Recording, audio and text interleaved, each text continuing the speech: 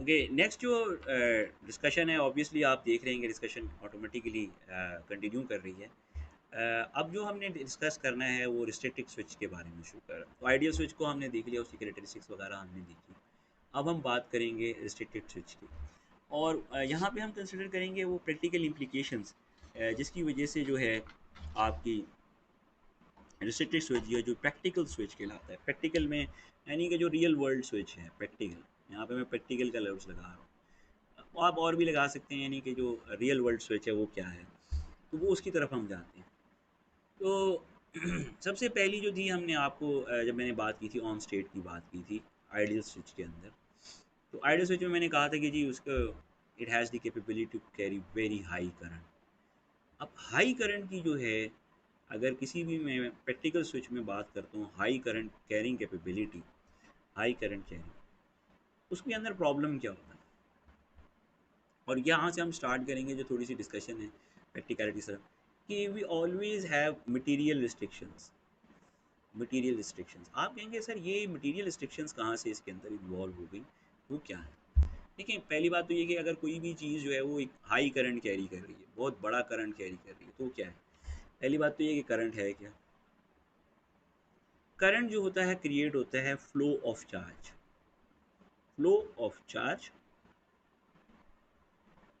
Across ए cross section, ठीक है? अब फ्लो ऑफ चार्ज क्या रिप्रेजेंट करता है? फ्लो ऑफ चार्ज रिप्रेजेंट्स करता है kinetic energy, represents kinetic energy. And if I may be able to represent, you always know कि in मटीरियल सिस्टम्स के अगर काइनेटिक एनर्जी इंक्रीज करना है तो इसका मतलब ये होता है कि ओवरऑल टेम्परेचर जो होता है, टेम्परेचर राइजेस। अगर ये काइनेटिक एनर्जी बढ़ती चली जाए तो टेम्परेचर राइज करना शुरू कर देता है। So if temperature keeps on raising, क्योंकि अगर हम कह रहे हैं कि इनफाइनाइट करंट होगा, so infinite flow of charge होगा, इनफाइनाइट फ्लो ऑफ चार्ज होगा, तो we will have infinite kinetic energy, infinite kinetic energy होगी तो we will have infinite temperature. So there is no material that can withstand infinite temperature। ये आ गई material restriction. अब आपको पता लगे what is the material restriction. So आपको बस हाई करंट कैरिंग कैपेबिलिटी होनी चाहिए, लेकिन obviously you can not withstand infinite current. तो आप काफ़ी हाई करंट फ्लो कर सकते हैं, अगर आप सिलिकॉन ले रहे हैं आप काफ़ी करंट चला सकते हैं, लेकिन you need to be knowing of के मटीरियल रिस्ट्रिक्शंस क्या है, कितना टेम्परेचर जो है सिलिकॉन जो है विथस्टैंड कर लेता है before going to break down, और a cause a thermal break down, क्योंकि हाई टेम्परेचर की वजह से will have thermal break down. Break break down हो गया तो फिर डिवाइस की जो प्रॉपर्टीज यानी जो मटेरियल की प्रॉपर्टीज होती हैं वो ख़त्म हो जाती हैं, it can no longer operate as, जो है वो सही तरीके से ऑपरेट नहीं कर सकता। तो ये आपको हमेशा जहन में रखना, थर्मल ब्रेक डाउन ही कर जाएगा।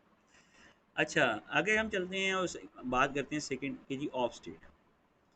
अगेन वही चीज़ होगी, लेकिन यहाँ पे क्या होगा कि जी हाई फॉरवर्ड वोल्टेज, इसने से उसको ब्लॉक करना था, विद स्टैंड करना था। दो लफ्ज़ यूज़ होते हैं, एक को हम कहेंगे ब्लॉक, यानी इसको ब्लॉक करना चाहिए, या विद स्टैंड करना चाहिए। अगर मैं उसको उर्दू में लिखना चाहूँ तो मैं कह सकता हूँ कि मुकाबला करना चाहिए, उसका ऑपोजिशन करनी चाहिए, उसको रोक लेना चाहिए। किसी भी चीज़ को रोकने को मुकाबला करना कहेंगे, या उसकी ऑपोजिशन या मुखालिफ से में उसकी तरफ से आना, वो कहलाएगा।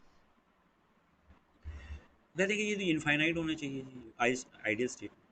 अब इसका इसमें क्या मसला होता ये है कि जो भी वोल्टेज है, अगर आप इनफाइनाइट वोल्टेज को रिप्रेजेंट करते हैं, so it turns into electric field. अगर आप किसी भी चीज़ के ऊपर कोई बहुत हाई वोल्टेज इंप्रेस करते हैं तो वो इन टर्म्स हो जाती है electric field. Now what will this electric field would do? It will create infinite attractive forces. Attractive forces होती हैं, क्योंकि ये आपने कूलम फोर्स वगैरह पढ़ी होगी, या रिपल्सिव फोर्सेस क्रिएट करती हैं। अब अगर इनफाइनाइट आपके पास अट्रैक्टिव फोर्सेस हैं या रिपल्सिव फोर्सेस हैं, सो जो आपके चार्जेस हैं, आपके मटेरियल के अंदर जो एटम्स हैं उसके अंदर जो चार्जेस हैं, उनको अपने ऑर्बिट में रहना इम्पॉसिबल हो जाएगा। They will obviously be remove. और उसकी रिमूवल की वजह से क्या होगा कि आपके पास अचानक जो है बहुत सारे चार्जेस क्रिएट हो जाएंगे, and as a result of it lot of current will start to flow, और आपकी डिवाइस जो है वो बर्न आउट कर जाएगी। And infinite attractive forces obviously would affect the charges within the material। अब चार्जेस मटेरियल को जो है उनको डिसलॉज कर देगा। यानी मिसाल के तौर पे आपके पास अगर मैंने बात करूँ कि एक आपके पास एटम था, जो आपका मटेरियल उसका एटम था, उसके अंदर ऑब्वियसली वो न्यूक्लियस होगा और उसके अंदर बहुत सारे जो है इलेक्ट्रॉन्स होंगे। तो वो जो इलेक्ट्रॉन्स हैं वो इतनी हाई वोल्टेज को जो है, जब उसके ऊपर आप इतनी हाई इलेक्ट्रिक फील्ड इम्प्रेस करेंगे तो वो इलेक्ट्रॉन्स जो होंगे वो अपने ऑर्बिट से निकल के चलना शुरू हो जाएंगे, एंड एज ए रिज़ल्ट आपका जो मटेरियल है वो बहुत ज़्यादा कंडक्टिव हो जाएगा और huge current will start to flow and it will melt down, या उसका ब्रेक डाउन हो जाएगा। और इसको बेसिकली ब्रेक डाउन जो है, ये भी एक ब्रेक डाउन की किस्म है जो उसमें होता है। वो चार्जेस जब चलना शुरू हो जाते हैं तो फिर वो they start to behave as hot carriers, and they start hitting other atoms and creating new new charges, and eventually the current will increase, and as a result ये आपके पास एक ब्रेक डाउन के सूरत में नज़र आता है। तो ये भी जो है आप देखें मटेरियल रिस्ट्रिक्शन अगेन होगी। आपको पता होना चाहिए कि मैक्सिमम इलेक्ट्रिक फील्ड क्या बर्दाश्त कर सकता है, ये जो है मैक्सिमम कितनी है आपके सिलिकन की। लेट्स सपोज अगर if you are talking about the silicon, तो कितनी है जो ये स्टैंड कर सकता है। वहाँ पे भी मैंने ये कहा था कि कितना मैक्सिमम करंट आपका मटेरियल। ये अगेन रिस्ट्रिक्शन आ जाती है। You can not have a high forward voltage equivalent to infinity. You will have some value, it may be in kilovolts or even more, but not infinite. You cannot withstand infinite voltage। ये clear हो गई? ठीक है, तो ये एक और restriction आ गई, आपने देख लिया। अच्छा, एक और चीज़ जो है आपके पास जो इन्वॉल्व होती है, अब हम बात करते हैं टर्न ऑफ और टर्न ऑन प्रोसेस। तो टर्न ऑफ प्रोसेस और टर्न ऑन प्रोसेस, वहाँ हमने कहा था कि ये दोनों ज़ीरो होते हैं, लेकिन ये चीज़ जो है प्रैक्टिकली जो है वो पॉसिबल नहीं है। जो आपके पास जो रियल स्विच होता है उसके अंदर ये चीज़ें इस तरीके से नहीं होती। Let us make that again this timing diagram. Again हम अपने टाइमिंग डायग्राम बनाते हैं और देखते हैं कि क्या ऐसा होता है कि नहीं होता है। ये बड़ा ज़रूरी है, क्योंकि अक्सर मैंने देखा है कि अगर आपको ये चीज़ टाइमिंग डायग्राम के थ्रू ना समझाई जाए तो आप ये समझ नहीं पाते कि यार प्रैक्टिकल स्विच होता है क्या। हम उसी तरीके से एक टाइमिंग डायग्राम क्रिएट करेंगे। एक्स एक्सिस अगेन हमारा टाइम होगा, अगेन हमारा टाइम होगा। वाई एक्सिस पे हम लेंगे वोल्टेज, स्विच की वोल्टेज और स्विच का करंट। ठीक है, अगर मैं प्रैक्टिकल स्विच के हवाले से एक टाइमिंग डायग्राम क्रिएट कर रहा हूँ तो आप देखेंगे कि वो कुछ इस किस्म की। यहाँ पे मैंने कुछ इस तरीके से लाइंस ड्रॉ कर लूँगा। ये मेरी करंट की डायग्राम बनाने में बहुत आसानी हो जाएगी।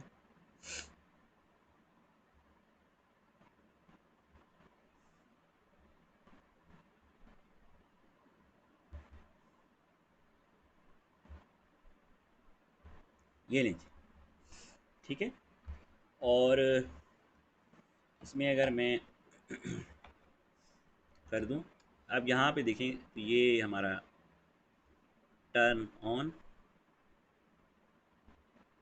प्रोसेस हो रहा होगा, यहाँ हमारा टर्न ऑफ प्रोसेस हो रहा होगा।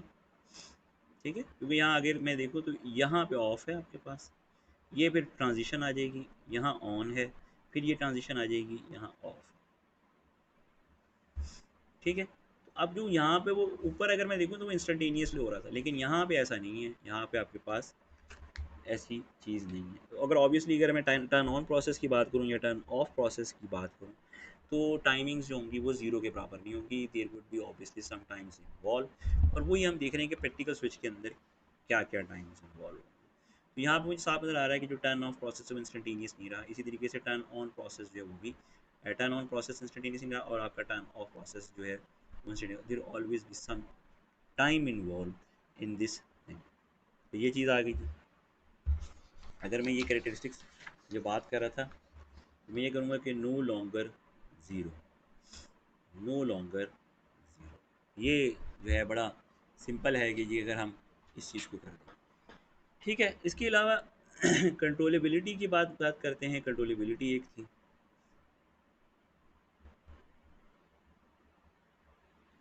और ये कंट्रोलेबिलिटी तो हम चाहते होते हैं कि आपके पास ये कैपेबिलिटी हो कि आप खुद टर्न ऑन कर सकें, खुद टर्न ऑफ कर सकें।